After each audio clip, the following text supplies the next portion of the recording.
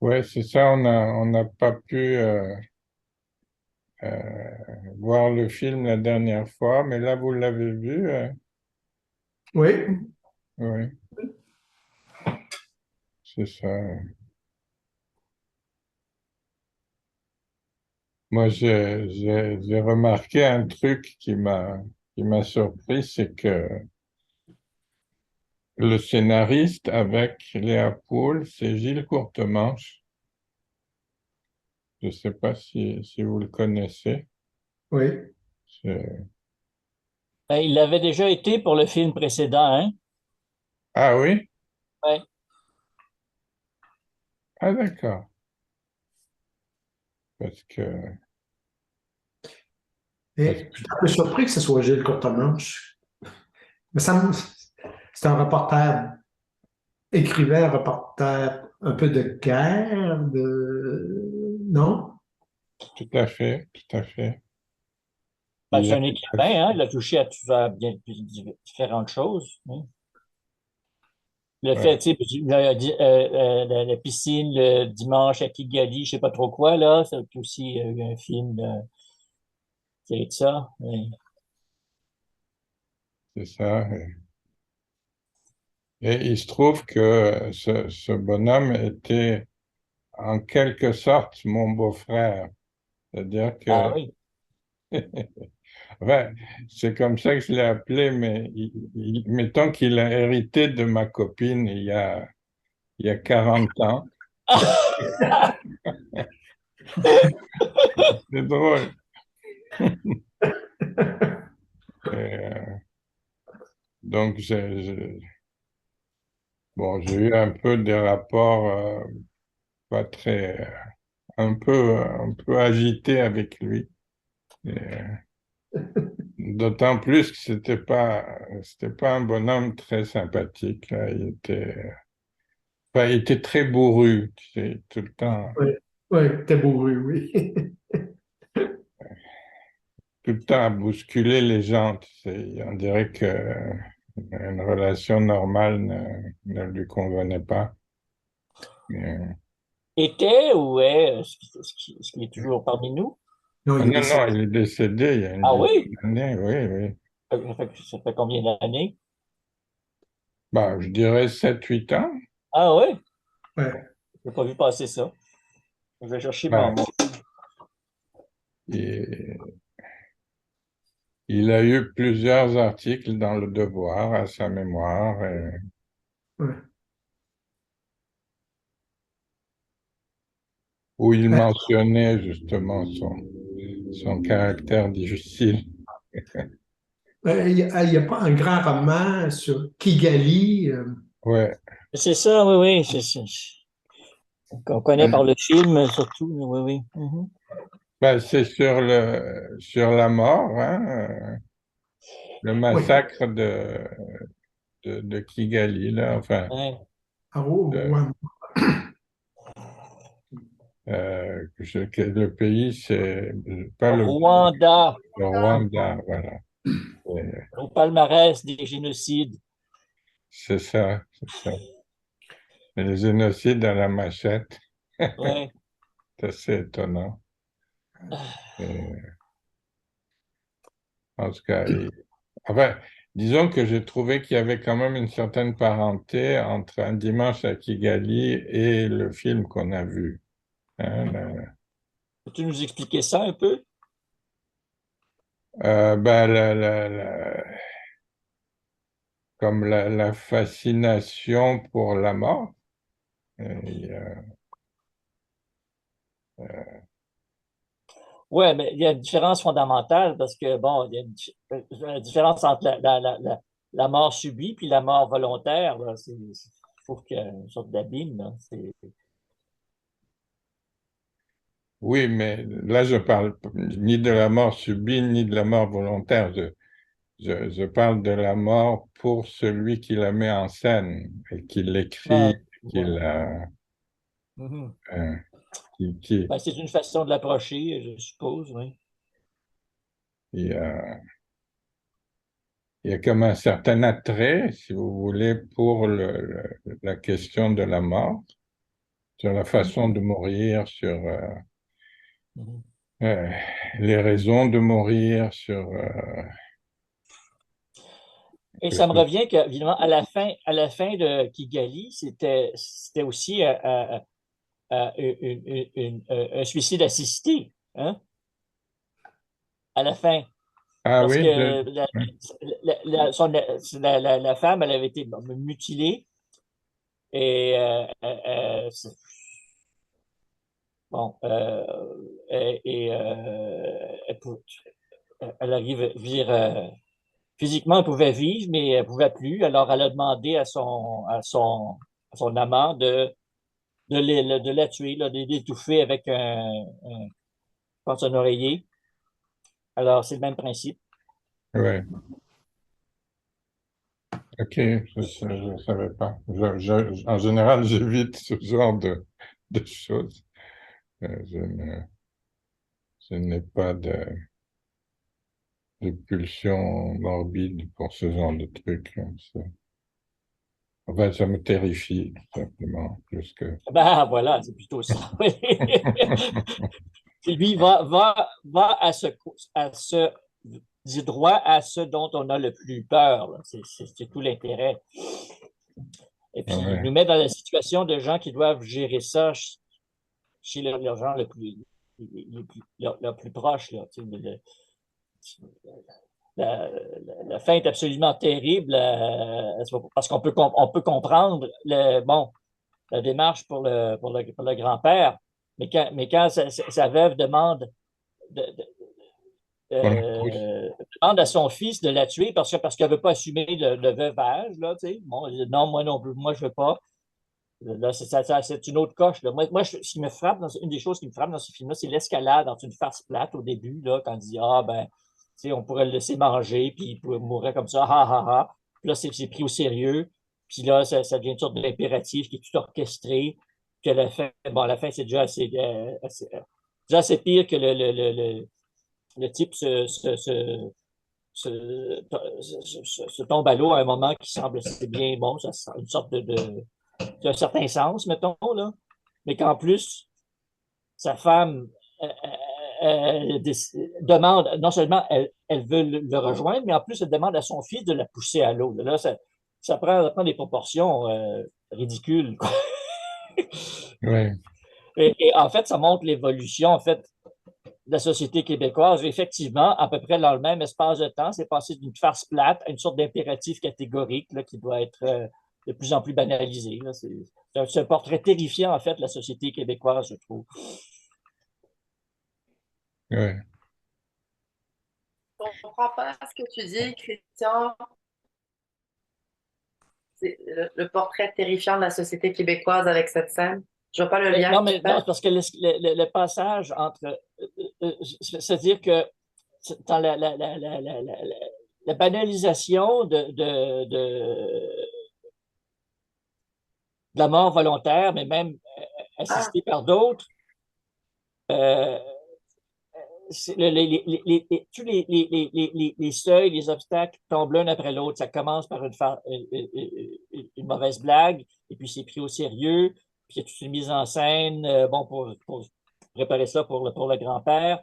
Bon, passe encore, mais ensuite, tout de suite, on passe à l'autre étape, que, non, une sorte de malaise moral de pas vouloir faire face au veuvage. Non seulement c'est prétexte à suicide, mais à l'exigence d'une mère que son fils la tue, en fait, l'aide à se tuer. Tu sais. Alors, hmm. euh, il y a tellement d'interdits structurants de toute culture humaine qui tombent, basculent l'un après l'autre euh, et qui reflètent effectivement là où s'en est rendu. Là, je veux dire, ce film-là était très malaisant pour moi parce que c'est des choses qui se sont produites récemment dans ma famille là, pour une tante et ça va probablement se produire comme ça pour mes parents aussi. Là. C'est le même genre de conseil de famille, puis avec les parents qui demandent, est-ce qu'on qui exigent, qui ne veulent pas vivre ce qui leur prend au bout du nez, alors ils vont demander de notre complicité pour les aider. Là. Euh, Moi, c'était comme trop close to home, comme on dit, là. Parce que c'est devenu complètement banalisé entre-temps, là. Dans les 13 ans depuis, là, c'est comme standard, là. Tout le monde trouve ça tout à fait normal. Il n'y a même pas de problème éthique là-dedans, sauf que comment, à quel niveau, à quelle vitesse on rend ça accessible à tout le monde. Là, là même légalement, c'est l'inconfort psychologique est suffisant pour prescrire, certainement légaliser le suicide assisté. Puis quand il y a des problèmes pour pour les soins palliatifs, que les gens n'ont pas vraiment les moyens, les circonstances de se permettre de faire face à des fins de vie difficiles, ça leur est ouvertement présenté comme option par les autorités, par leurs proches et souvent eux-mêmes par eux-mêmes. Mais bon, OK, on va mettre ça sur mon agenda, là, ce jour-là, je vais faire des objections, puis comme pour ma tante, on va ouvrir le mousseux, là, puis quelques cupcakes, et puis voilà. C'est tellement une révolution anthropologique assez profonde, fondamentale, c'est-à-dire que il n'y a pas, il y a plus cette idée qu'il y a, bon, il y a un temps pour tout, hein, il y a un temps pour naître, il y a un temps pour, euh, pour célébrer, il y a un temps pour le veuvage, il y a un temps pour mourir, puis on est comme à l'attente de ce moment-là du dernier qui vient comme un voleur dans la nuit, puis euh, non, il faut qu'il soit orchestré dans un projet qui suppose la continuité d'un certain standard de vie. Hein. Euh, euh, Excusez-moi, mais je vais vous amener une association d'idées qui m'est venue à partir de quelque chose que dit le protagoniste au départ, qui ne semble pas pertinent, mais pour moi, ça évoque une image très parlante. C'est-à-dire, ce musicien, en fait, pas en fait ce musicien, mais en fait, ce bonhomme assez doué, en fait, son métier dans la vie, c'était de travailler pour distribuer du pain Weston.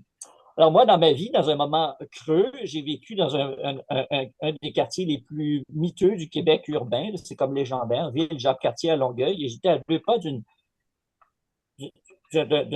boulangerie de Weston, qui n'était pas vraiment une boulangerie, qui était le lieu où on liquidait les produits qui étaient non standards. C'est-à-dire que quand le pain sort et qu'il n'y a pas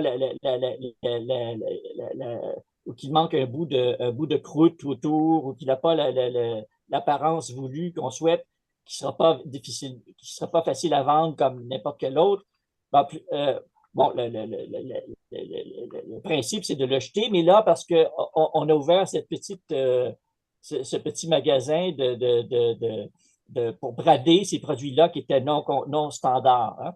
Alors, j'ai l'impression qu'en fait, au Québec, là, ce qu'on entend par dignité humaine, c'est une vie qui est non standard du point de vue des possibilités de jouir de la vie comme on s'y attend dans une société de consommation, et dans l'idée qu'il doit y avoir toujours plus de choses plaisantes, comme quand on a des jeunes. Puis quand on n'arrive plus à fournir ça, ben, on jette tout. On jette le produit défectueux. Là. Bon, il n'y a pas l'idée que dans la déchéance, il y a encore une sorte de dignité dont on n'est pas maître, puis on ne peut plus assumer ça. Donc, dès qu'on perd la maîtrise de soi, puis de l'attente de pouvoir jouir de la vie comme on s'y attend, ben non, je préfère pas faire face à ça, on jette. Hein? Et c'est conforme avec même l'économie dans laquelle on vit, puis le rapport au temps, puis à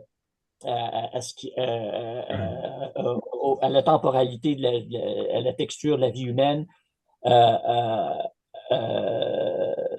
Ouais. Alors, c'est ouais. Regarde, en fait, il me semble que aussi ça met de la pression sur les vieux pour que eux Oui. décident prématurément Oui. de s'enlever la vie. Parce que quel est le vieux qui, devenu impotent, ne va pas se dire j'emmerde mes enfants et mes petits-enfants, alors qu'il pourrait facilement se débarrasser de moi si, je veux dire, C'est ça. Alors, ça va venir d'eux, puis on va dire, ah ben, on exécute sa volonté, tu sais. Mais c'est sûr qu'il y a une sorte voilà, de c'est pression ça. sous-jacente sociale Et comme cette éthique, mettons, de société de consommation est comme intériorisée par les boomers mourants, par exemple, ben, tout le monde s'entend, là, tu sais. Et donc, il y a une sorte de dégradation du produit humain qui n'est pas conforme, qui cesse d'être conforme, sous prétexte de la dignité de la vie et de la mort digne. Tu sais, c'est très, très Le plus ambigu tout ça. drôle, En c'est même temps, que c'est. Oui, oui. le plus drôle, c'est que nous avons hérité ça des Inuits, hein. Ils faisaient ça déjà longtemps avant nous. C'est quand Oui. même étonnant. Ben, mais dans des conditions complètement opposées. C'est-à-dire que pour eux, je veux dire, ils étaient au bord des conditions limites de la survie tout le temps. Ouais. Alors, Alors que alors nous, c'est pas trimballer le cas. quelqu'un qui ne peut pas suivre la tribu nomade, c'est presque impossible. Et, Alors que nous, c'est le contraire. C'est le contraire. À nous, on serait capable de faire. Et en fait, c'est une des origines du problème. On est capable de prolonger la vie au-delà de ce qu'elle vivrait, elle durerait normalement dans une société qui Ouais. ne serait pas aussi technologiquement avancée que la nôtre. Donc, ça nous pose Je le ne comprends problème pas à ce nous. que vous dites par rapport aux Inuits. Je ne saisis pas du tout ben, ce que vous... moi non plus, je ne comprends pas. Les Inuits, C'est qu'est-ce que Je que c'est? t'explique, Karine. traditionnellement, les Inuits arrivaient à un âge avancé, se réfugient dans un igloo, dans l'isolement, et se laissent mourir. Oui. C'est Pour ne pas devenir un fardeau pour la tribu, ben, dans ces conditions très particulières Mais ça, où c'est qui tout est qui le compté. choisit? Est-ce que c'est la tribu ou c'est la personne dans la... Non, ce que vous dites dans la culture inuit, c'est la personne même qui fait le choix ou c'est, je sais pas, choisi démocratiquement parmi les autres Ben non, mais membres? c'est une société coutumière. Alors, il y a pas autant de distance entre l'individu et la communauté. Là. Tu sais, à un moment donné, ils sentent que le moment est venu là, où ils vont juste devenir un fardeau pour la tribu. Alors, tout le monde est d'accord que ils vont se retirer puis finir ça tout seuls. Vont décider de cesser d'être à la charge de la communauté puis de se laisser mourir plus rapidement. Euh, Donc, dans le film qu'on a vu, la grande fugue, c'est ça, je sais pas trop. dernière fuite. Ah, pardon, la dernière fugue, c'est un peu ce qui se passe avec le personnage principal, monsieur, je me souviens plus de son prénom. Hein? Oui, mais sauf qu'il y a une grande différence, c'est-à-dire qu'il aurait pu vivre plus longtemps. Je veux dire, il y avait tout un système de soins palliatifs autour de lui, même pas palliatifs. Et il aurait pu vivre, diminuer comme ça avec sa Parkinson, il y avait une rééducation permanente là, pour essayer de diminuer sa diminution en quelque sorte. Là. Donc, il aurait pu continuer jusqu'à une mort naturelle, en fait. Mais il a décidé, ce qui est pas, comme il réalisait que n'allait jamais s'améliorer, ça pourrait seulement s'empirer. Il dit, bon, alors on abrège ça tout de suite. Ah, bon, Mais quelque part, c'est lui qui a choisi de... ah ben oui, c'est lui. C'est sûr que c'est lui. Personne ne nie ça. Personne ne nie ça. Mais il y a un rapport à sa propre vie au temps qui est fondamentalement différente. Là. C'est cette espèce de bascule anthropologique qui s'est fait à l'intérieur d'une ou deux générations. C'est ça que j'essaie de pointer Oui, ici. oui, d'ailleurs, je me demandais comment il y a justement 2 ou 3 générations, comment les gens vivaient avec les vieux. Parce que moi, je viens d'une culture peut-être plus collectiviste où les maisons pour personnes âgées n'existent pas ou très, très peu. Au fait, Mais en fait, c'est personnes la règle, mais âgées restent dans la c'est famille. assez récent que ça existe. Hein? Je veux dire, c'est de mémoire d'homme que je pense ici aussi, que les vieux vivaient avec les générations suivantes. Et c'est quelque chose qui s'est cassé avec la société de consommation moderne, là, les générations de l'après-guerre, à partir des années 60, en fait, dans tout c'est-à-dire que l'Occident. Tu sais. plus la vie se prolonge, et plus on a Oui, besoin d'avoir recours à ces choses, évidemment. Si les gens Et mouraient puis, à 60 ans, quand les gens mouraient à 50, 60 ans, on n'avait pas besoin. Ils mouraient voilà. presque à la force de l'âge. Alors que oui, maintenant, c'est vrai. Et il n'y avait pas les pathologies qu'on retrouve aujourd'hui, En plus, dégénératives, cognitives, etc. Ouais.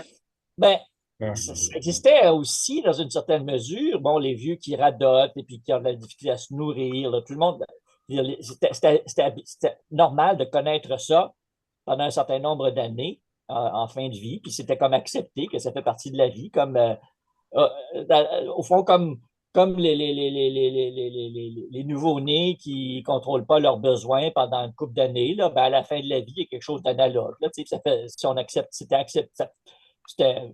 accepté, ça faisait partie de, puis c'est comme ça faisait partie des attentes de générations les unes envers les autres, là, que finalement, à la fin de la vie, les parents deviennent comme les enfants de leurs enfants, en quelque sorte. Et est-ce Ouais. que c'est pas une façon aussi pour l'enfant dans cet inversement des rôles, dans la régression physique, psychique, cognitive du parent, de entreprendre déjà un processus de deuil à fur et à mesure que le parent perd de ses capacités, de sa mobilité, Ouais. de retenir son sphincter, etc. Est-ce qu'il n'y a pas quelque part déjà le deuil qui s'entame de ce parent tout-puissant aux parents complètement vulnérables? Oui, et ça devient comme littéralement insupportable dans notre société, fondée sur l'idée de contrôle, de maîtrise de son environnement en fonction d'une performance et de certaines jouissances en contrepartie de cette performance. Alors, si non, on ne performe plus, puis on ne jouit plus de la vie n'a plus de sens, c'est un déchet. C'est un produit non conforme qu'on brade ou qu'on jette. Moi, ce que je Ouais. remarque en clinique, j'ai quelques patients, clients qui sont dans la génération des baby boomers, puis en fait, j'ai pas tant d'expérience de ça par rapport à ça, mais comment les enjeux qui se jouaient pendant le développement de ce patient qui était enfant jadis se remanifestent un peu comme le personnage de, je sais plus c'est quoi le nom, André, c'est le Oui, fils aîné, c'est ça, c'est André?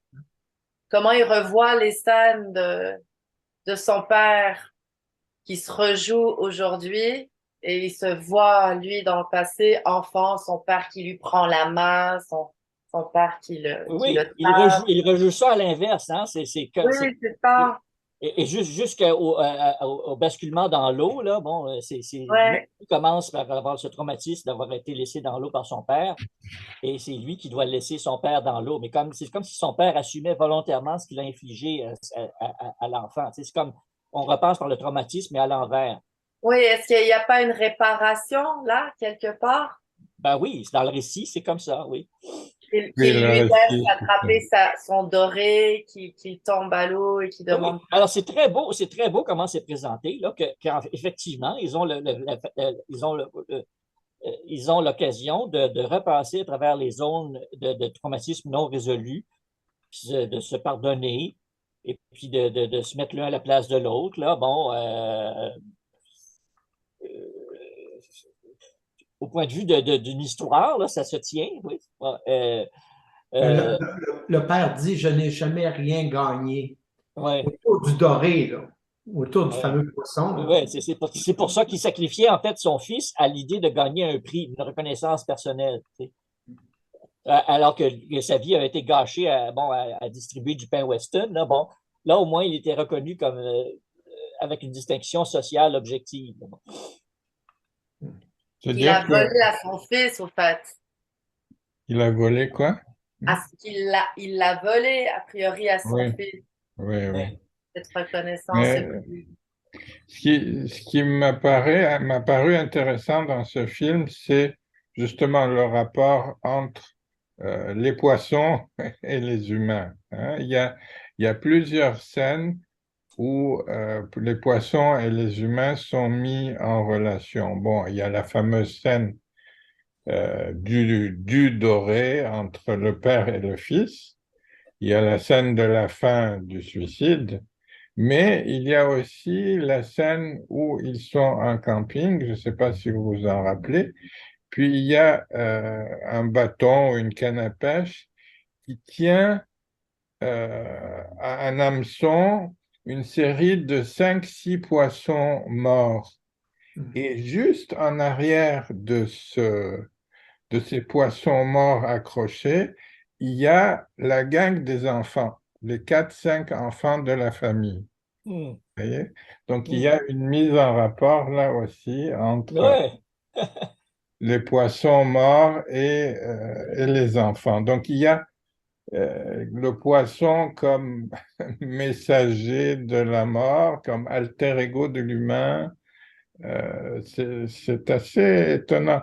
Et d'ailleurs, euh, la scène du père et du fils, la scène du fameux doré, bon, elle a été interprétée sur le mode paranoïaque, là, du style le père était prêt quasiment à sacrifier son fils pour avoir le doré en question. Mais en réalité, je veux dire, si on observe bien la scène, le fils est identifié au doré. Donc, il tombe à l'eau comme le doré est à l'eau, hein. Donc, il y a une sorte de sollicitude du père pour le doré, peut-être de préférence au fils, mais on peut penser aussi qu'il y avait une sollicitude du père pour le fils également. Donc, Oui. Sauf que quand il le sort de l'eau, il le gifle. Hein, et il ne permet pas à l'autre de le gifler en retour. Hein, il ne permet pas au fils de le gifler en retour. Donc, il n'admet pas ouais. qu'il l'a mis en danger. En fait, il trouve insulté que l'autre ait créé cette distraction par rapport à l'important qui était le doré qui lui rapporterait un prix. Hein.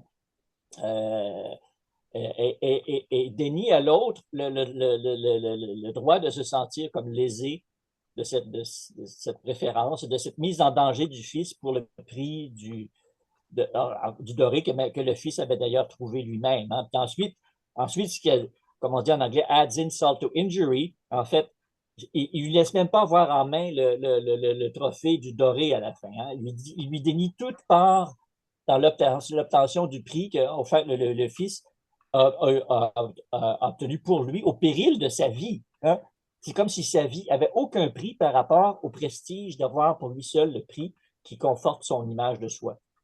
Oui, c'est-à-dire qu'il lui donne une baffe pour le faire taire. Enfin, il lui dit, tais-toi, c'est mon doré, tu l'auras pas. Oui, c'est ça. Oui, oui. Euh, Mais Mais qu'est-ce qu'on peut imaginer du papa qui est sur le canot et qui clairement entend son fils qui tombait à l'eau, ça fait un gros splash, et qui est fixé sur le doré et qui ignore complètement la détresse de son fils? Qu'est-ce qu'on peut imaginer ou interpréter, ou on peut interpréter cette scène?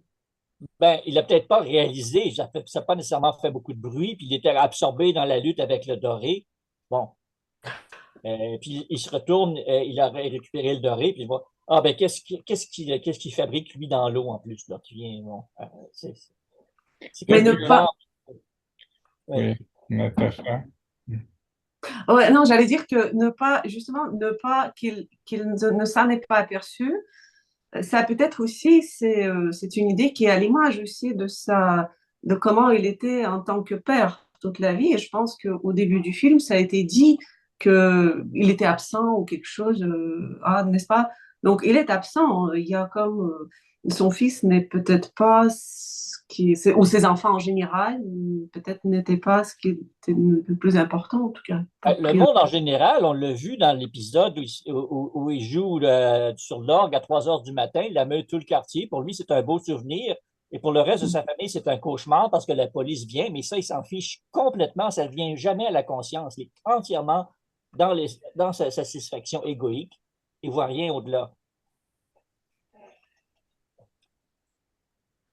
Ouais. Enfin, disons que ces scènes me paraissent un peu caricaturales.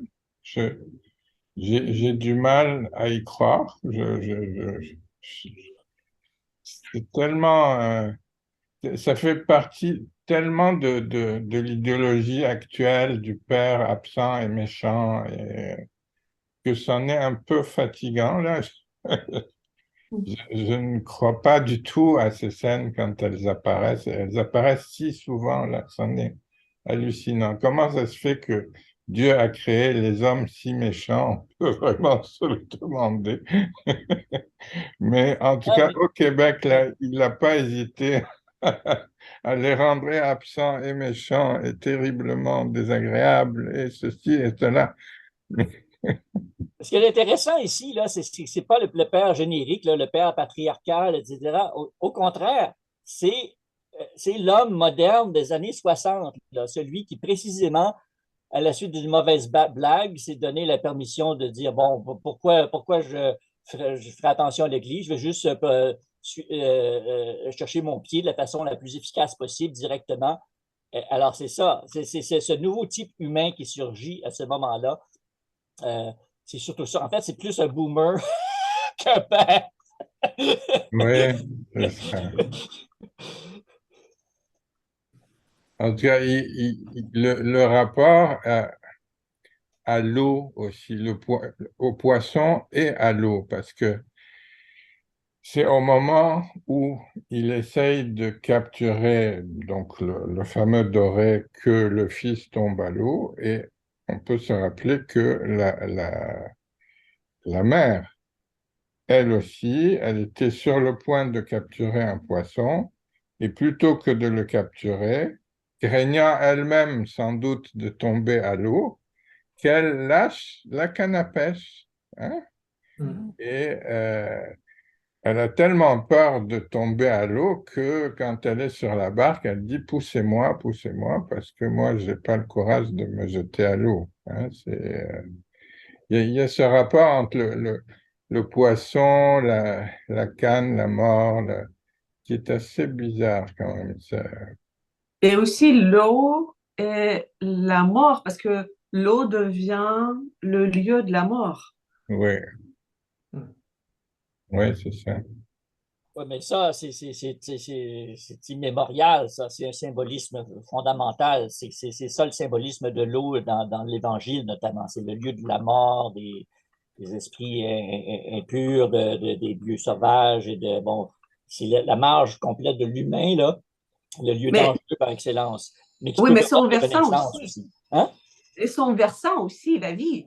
Le Oui, versant opposé. Oui, Parce que oui. l'eau aussi symbolise la vie. Oh, mais c'est pas la même eau, hein. L'eau du puits, c'est pas celle du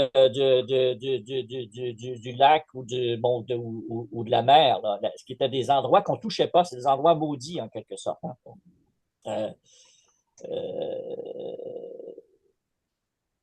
euh, ouais. Euh, Enfin, bon, l'eau au Québec a quand même un sens particulier au Québec, c'est-à-dire que après tout, on est le pays qui a le plus d'eau sur la terre entière. On a quoi, 25% des ressources hydriques du monde, là, ou peut-être même plus, je ne sais pas. Et on a des lacs, et puis on pêche là depuis le début de la colonisation. Et donc la pêche, l'eau, c'est important. Pourquoi c'est le lieu de la mort? Ça, bon, je ne sais pas trop. En tout cas, ce qui m'a dérangé un peu dans ce film, c'est son caractère politique. Je sentais que il ne respectait pas la neutralité, mettons, qu'on peut s'attendre d'un film qui explore un thème. Il avait tendance manifestement à préférer la mort de tous les vieux du monde. pour leur bien. Bien. Soi-disant. Pardon? Soi-disant pour leur Soi-disant, c'est bien. ça. D'autant plus que la mère est celle-là même qui ne voulait pas mourir et qu'on a convaincu qu'elle devait mourir. C'est ça qui est Oui, particulier. oui, oui. C'est la contagion de ça là, qui est terrifiante. Mais oui, moi, ce qui m'a vraiment profondément dégoûtée par rapport à ça, c'est justement la quantité de la jouissance. Jouissance par rapport à la mort, au désir de la mort. Et en fait, finalement, on arrive au moment culminant où justement le fantasme de la mort chez André se réalise Oui, oui, oui, avec jouissance, avec une telle jouissance. c'est ça, c'est ça. Et moi, je vous garantis que on arrive, les médias arrivent à susciter en nous la jouissance de la perception de la mort et de la déchéance des autres et des massacres. Je veux dire, on est rééduqué continuellement par les médias pour apprécier de voir des corps déchiquetés et des machins horribles. C'est- On, on- on est presque à l'affût de tout ce qui peut être horrible. C'est devenu notre pornographie quotidienne. Et Oui. Mais aussi, je trouve ça quand même assez fascinant que, en fait, l'idée, le désir de la mort du père et des parents, en fait, les deux, soit amené pendant le repas familial. Ah oui, Ça aussi, c'est pas n'importe quoi, hein. C'est pas n'importe comment on amène le repas pendant de un Noël repas. et Oui, c'est ça. le moment où tout le monde est supposé être là. Hein, Oui, oui. Ah, mais c'est intéressant du point de vue, Pardon. Vas-y, du Christian. point de vue mimétique de Girard, là, quand il faut sacrifier le bouc émissaire, il faut que toute la communauté soit unanime. Hein? Il faut que tous s'entendent.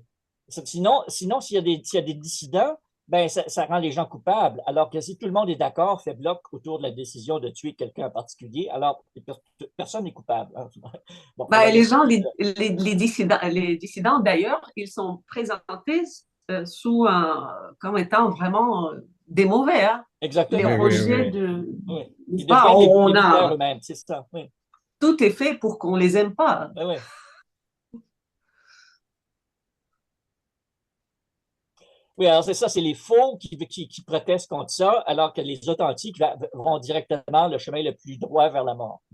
Ils reconnaissent leur désir de voir l'autre mourir. Oui, oui, Ils sont authentiques. oui, oui. Mais justement, pour l'aspect que ça se passe, ça commence au repas de Noël, qui est une sorte, justement, là où les différentes générations se rencontrent, il y a c'est une sorte de réaffirmation de ce qui peut rester de transmission transgénérationnelle. Et là, on décide, non, on ne transmet pas la vie, là, on la brade à la première occasion, là, puis au fond, on montre que tous ces gens-là sont des hypocrites, des égoïstes, et alors pourquoi ils Oui, s'opposeraient, tu sais? Alors, on montre finalement l'inanité de même cette convivialité québécoise dont on est tellement fier, là, bon, même ça, elle est montrée comme quelque chose de vide et vaguement obscène, là. Je comprends parfaitement ça aussi. Alors, pourquoi s'accrocher à la vie si c'est ça? Alors, bon, on va directement vers, vers la mort avec des souvenirs de jouissance individuelle. Là. Bon, Mais comment vous voyez que la question, la première fois que la question est posée, c'est Sam qui pose la question. ouais, C'est l'autre génération, oui, oui, Alyosha, là, que oui, tu oui, connais. oui, oui. Euh, Quand même, c'est lui qui amène la question. Il représente la sagesse innée des milléniaux. Hein? Bon, les jeunes Ouais. qui n'ont pas de préjugés, qui ont la conscience de la justice pour tout, là, puis qui sont comme qui ont le magistère moral de la société des traînards là, qui héritent de préjugés d'un autre âge. C'est ça son rôle là-dedans. Et Mais donc, aussi, je pense qu'ils transgressent l'interdit. ben oui, c'est ça qu'ils les interdits qui ont perdu le. En fait, ce qui est important, c'est que les interdits ont perdu leur soubassement. C'est simplement des espèces de routines auxquelles on ne croit plus. Puis un jour, on dit que le roi est nu. Et puis bon, au fond, pourquoi se gêner? Alors, on y va à fond de train, là. C'est les jeunes qui disent que l'interdit qui maintient une certaine forme, une certaine distance, etc., ne tient plus. Hein. Il ose dire ce que tout le monde ressent tout bas, qui peut être exprimé au départ seulement sous la forme d'une blague. Puis on s'aperçoit que la blague, au fond, ben, c'est elle qui a raison. Là. La vie n'a pas tant que ça, elle n'est pas si sacrée que ça. Là, on en fait ce qu'on veut. C'est aussi peut-être la bascule des valeurs, parce que les valeurs autrefois qui étaient quand même enfin, les tabous, n'est-ce pas? C'est tabou de désirer la mort d'un parent Ouais.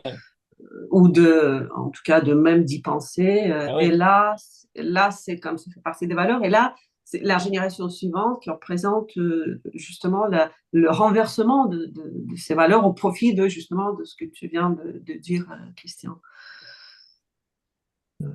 par rapport à la façon de penser moderne. Oui.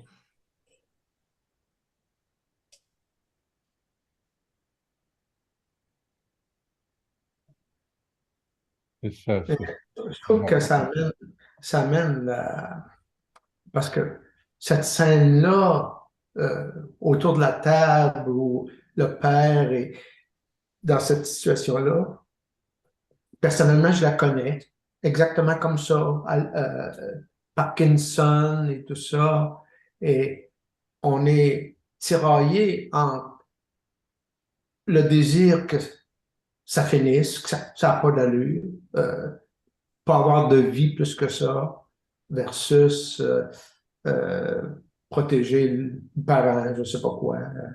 Il y a un tiraillement qui est là, qu'on ne peut pas éviter. Mhm. Euh, c'est comme il y a, il y a- il y a- et la même situation s'est passée pour moi encore il y a 3 semaines, un de mes amis de mon âge, où c'est la fin, puis on lui propose, il ne voulait pas aller au CHSLD ou le suicide assisté. oula, Ah oui, ça épargne beaucoup d'argent à l'État puis à la famille. Alors, pourquoi pas? Tu sais, c'est des questions très, très concrètes. Ça va se décider de plus en plus comme ça. Hein? Et c'est commode pour tout le monde. Ouais, ouais. si tu meurs, tu nous fais faire des économies. Tu Ben sais. oui, on va pouvoir aller en vacances, faire de belles vacances avec ce que nous épargne de souffrances inutiles pour tout le monde. Alors, C'est quand même parce que oui, aucun, en fait, c'est même pas envisageable, c'est même pas mentionné que, par exemple, je sais pas, les membres de la famille, les enfants se partagent la tâche de prendre soin de leur père, hein. C'est même pas, c'est pas question de ça. Chacun, c'est ça, préserve son bien-être, sa belle vie. Mais aussi, c'est dérangeant, hein, le grand-père qui devient très incommodant, qui devient désagréable. Ça dérange, ça gâche le plaisir, ça gâche. Et- oui. Il y a dans des familles où ça se fait, non? Tu disais, Denis, tu avais justement un patient qui se partage le temps pour aller prendre soin de leurs parents, de leur mère, je ne sais trop. J'entends, il y a des familles où ça se fait, mais qu'est-ce qui fait que dans certaines familles, il va se partager cette tâche, comme tu dis, entre guillemets, des anciens, et que dans d'autres familles, ça ne se fait pas? Mais- Moi, je pense que ça dépend beaucoup du rapport qu'il y a eu, les enjeux, la dynamique relationnelle entre les parents et les enfants, non? oui, oui. oui, puis il y a aussi la question que là, on a affaire à un égoïste forcené qui fait souffrir la mère dévouée à son service, qui a aucune gratitude. Alors, les les jeunes ne se sentent pas obligés particulièrement de sacrifier leur vie pour ce vieux schnock là, qui haït pour qu'on pourrait faire pour lui, tu sais. Oui, ça donne Oh, pas envie de prendre soin de lui, de ce monsieur-là. c'est vrai que je veux dire, par rapport à la personnalité, c'est ce qu'on croit, en fait, c'est ce qu'on comprend de lui, mais en même temps, quand même, il y a plusieurs scènes qui, qui montrent aussi comment il s'occupait justement d'André, il lui apprenait des choses, il passait du temps avec lui, les campings, je sais pas quoi. Donc, Les roches, la pêche. oui, il apprend plein de choses, il transmet ses connaissances. Donc, c'est peut-être, je sais pas. Ça euh, reste que c'est une relation plutôt, enfin, moi, je sentais très autoritaire. Voici, je sais, je connais des choses, je te les transmets. Et après, marqué d'une grande violence, quand même, Ça, je trouvais très castrant à l'endroit Ouais. de Mm. son. Mais en Et même temps, on donc, peut de là, peut-être Ah, pardon. Non, non, vas-y. Donc, du coup, moi, je sentais qu'il y avait quand même une ambivalence d'André, de ce personnage André, en lien avec son papa, où il le voit, ben voilà, tout fragilisé, où il est humanisé quelque part. Du papa tout puissant, méchant, à, bah, finalement, il n'est pas qu'un monstre. Il Ah est non, puis aussi. il reconnaît ce qu'il lui doit aussi, là, même les choses même ses enseignements un peu écrasants, barbants qu'il recevait, il réalise qu'il lui doit finalement tout ce sur quoi il a construit sa vie, hein, toute sa poursuite d'une éducation, d'une créativité, que ça vient de là quelque part. Donc, comme tu as employé le mot d'ambivalence, ben c'est ça, c'est très juste. Il reconnaît ça, il l'habite. Oui, mais est-ce qu'on doit passer sa vie à être parfait pour avoir le droit dans notre vieillesse qu'on s'occupe de nous? Je veux dire, Au moins un good enough parent, peut-être. Ouais. C'est pas parfait, but good enough. good Ben, enough. c'est ça son exemple du pain Weston. Là. Le pain auquel il manque un bout de croûte, là, il n'est pas good enough. Il nous faut du pain parfait, sinon les consommateurs ne vont pas l'acheter. C'est aussi simple que ça. Hein? Alors, c'est la même chose pour les vies humaines. C'est ça, ouais. Enfin, je trouve que comme parents, on a toute une vie pour réparer. Enfin, ouais. Un peu comme ce qui se passe à la toute fin de ce film. Il y a des actes de réparation. Ouais. Mais aussi, on peut facilement là, détruire la réputation d'un parent pour peu qu'on soit un peu énervé de lui. Et on trouve tous les Ah oui. prétextes possibles pour C'est très facile, ça, oui. Mhm. très facile. Bah, son père l'a presque laissé mourir quand même.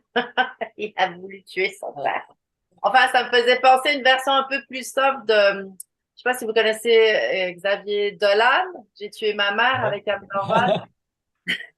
C'est vraiment une version plus soft de ça, dans la relation voilà, entre le père et son fils, comme le personnage incarné par Anne Dorval et son fils. Et il y avait un père aussi là-dedans. Non, non, il est inexistant, le papa, non? Dans J'ai tué ma mère. C'est ça, il me semble aussi. Oui, Oui, oui, oui. il y a un père. Il y a un père. Ah, je m'en souviens plus qu'il y a la présence d'un père. Mais il est Oui, effacé, il est presque inexistant. oui, La ça ne maman, l'est pas. ouais, En Le fait, père est absent. encore une fois, un père absent. Oui, et il nous faut une Suissesse pour faire un film à propos du père. Là. ouais. Mais je trouve ça intéressant en quoi ça parle donc de euh, du rôle du père dans la société québécoise. Oui, moi j'ai l'impression que c'est en continuité avec toute une idéologie là, de meurtre du père. Je veux dire, le meurtre du père dans la société québécoise a cette particularité qu'il est tardif. C'est-à-dire qu'il est arrivé à partir seulement des années 60, alors que dans d'autres pays occidentaux, il s'est passé beaucoup plus tôt. Alors, pour nous, au Québec, on a vécu ça, c'est une mort là, intensive. Je veux dire, on les a tués là, un après l'autre, un après l'autre. Je- Là, est-ce que vous vous référez à Maurice Duplessis, la Révolution tranquille et tout ça? Ou à quoi Ben vous oui, c'est la mythologie commune. Là, tu sais, bon, que le père est amené est ramené à une instance d'un pouvoir purement répressif, et puis tout ça, c'est rejeté en bloc. Bon, mais ce que tu C'est une dis, question que je posais, Christian. Est-ce que vous faites référence à l'omniprésence du clergé de l'Église au Québec et de la représentation par Maurice Duplessis de cet apogée ça, c'est vrai pour le Québec, mais étrangement, Oui, ça ne survient pas dans ce film-là. Hein? Là, c'est vraiment la figure du père en soi. Là. Puis un père post-révolution tranquille, un père né de cette mutation où on pouvait se soucier de soi sans complexe. Là. Oui, mais comment ça la prend génération la des suite, parents, là. c'est-à-dire, Hein? ça prend la suite mettons que à partir des années 60, là, il y a eu la mort massive du père, là, c'était les gros bombardements. Puis là, on a une génération après les années 60 où ce sont les boomers qui atteignent l'âge de mourir. Et, et bon, là, on prend la suite et on dit, bon, il faut les tuer quand même. Je veux dire, c'est pour une raison qu'on ignore, mais il faut les tuer pareil. C'est quand même des salauds, même s'ils sont fondamentalement comme nous, là, mais bon, C'est ça.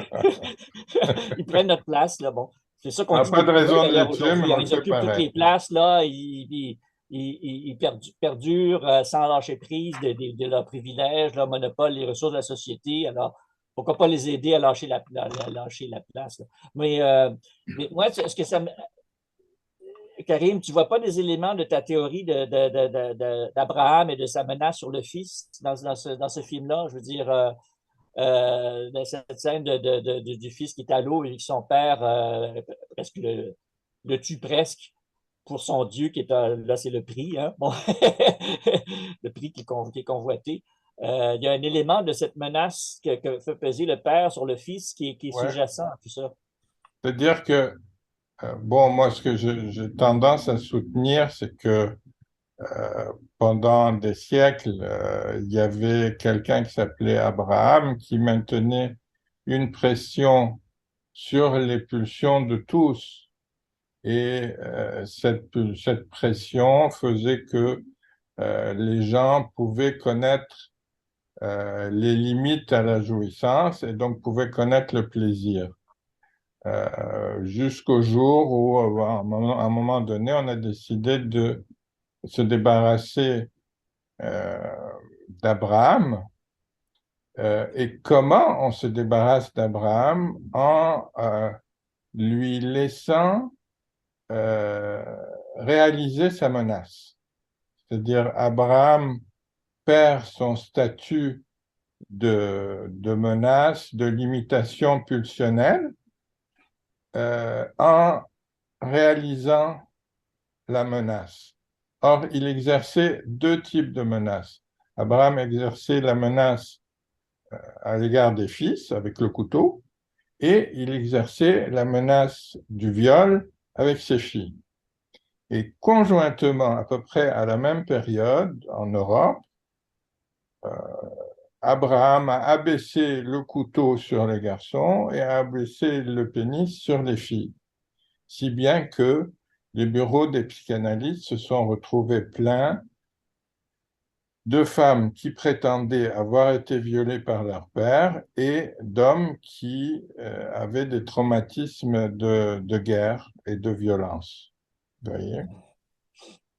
Donc c'est à ce moment que Abraham a perdu son statut de protecteur contre les pulsions, de limitateur des pulsions, et c'est à partir de ce moment qu'on n'a plus pu avoir du plaisir.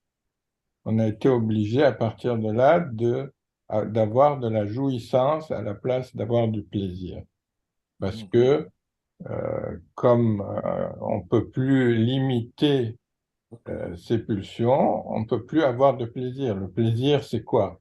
C'est un moment où la pulsion est tellement limitée qu'elle se décharge. Vous voyez. Et bon, ça n'est plus possible parce que Abraham n'est plus là. Et qui remplace Abraham? Ça, c'était l'invention géniale de Freud. C'est Édipe. Pourquoi? Parce que euh, désormais, comme Abraham a abaissé le couteau et il a abaissé le pénis, il n'a plus le prestige qu'il avait. Il n'est plus dans le domaine du sacré. Il a le même statut que son fils. Il a la même déchéance, si vous voulez, que son fils. Et à partir de là, le fils et le père ont un même niveau de valeur, si vous voulez. Et à ce moment, l'Oedipe devient possible. Et le fils tue le père pour coucher avec la mère. Mais avant, c'était pas possible, ça. Du temps où Abraham avait une véritable présence, l'Édipe était impensable. Vous voyez, donc l'Édipe est une véritable invention de Freud à la fin du 19e siècle, au début du 20e siècle, parce que il est venu remplacer la prestance qu'avait Abraham. Vous voyez? Et donc, la scène du film où l'enfant tombe dans l'eau, c'est une scène où, effectivement, le père assume de tuer le fils, assume le fait que le fils puisse mourir, même en sa présence. Donc, c'est lui qui le tue d'une certaine façon. Et c'est comme ça que il est Abraham tuant vraiment son fils et donc perdant son statut dissuasif à l'égard des pulsions. Oui, Alors, pourquoi les fils se gêneraient à partir de là, hein? c'est ça. Oui.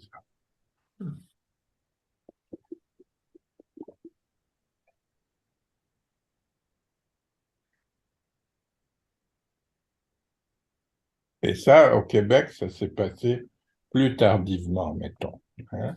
On a dit, à partir du moment où ils ont décidé que le clergé était horrible, innommable, etc., et surtout quand on s'est mis à dire que le clergé était pédophile, bon, le clergé pédophile, c'est Abraham tuant son fils. Hein, Et ce qui est amusant, c'est qu'on a commencé à dire ça du clergé précisément au moment et que c'est devenu une sorte de vérité d'évidence, précisément où c'est devenu le contraire, où le clergé devenait complètement inoffensif, ouvert, on pouvait faire n'importe quoi, on avait de la musique pop et du jazz à l'église, et cette idée qu'on pouvait finalement déplaire à Dieu et aux prêtres et tout ça, a disparu, que tout est permis à l'église. C'est à ce moment-là on a entièrement en bloc diabolisé toute l'Église. Et au moment même où elle faisait sa profonde réforme, son aggiornamento, et que c'est allé le plus loin au Québec, ça, hein, les messes ouais, jazz et tout ça, là, les improvisations rituelles pop, quasiment hippie. C'est le Québec, c'était le pionnier de ça. Et c'était dans l'idée d'éviter de tomber du train en marche. Mais ça a eu l'effet exactement le contraire. Personne ne pouvait plus le prendre au sérieux. Au fond, il y a une sorte de ressentiment d'avoir perdu cette autorité. Donc, on s'est ouais, acharné sur elle. ouais, c'est ça. Et comme, Et donc, sur les pères aussi. Bon. oui, oui, les pères par la même occasion. Ouais. Bien, écoutez, on a fait le tour de ce film politique. Hein. Au fond, c'était un film politique, dans le fond.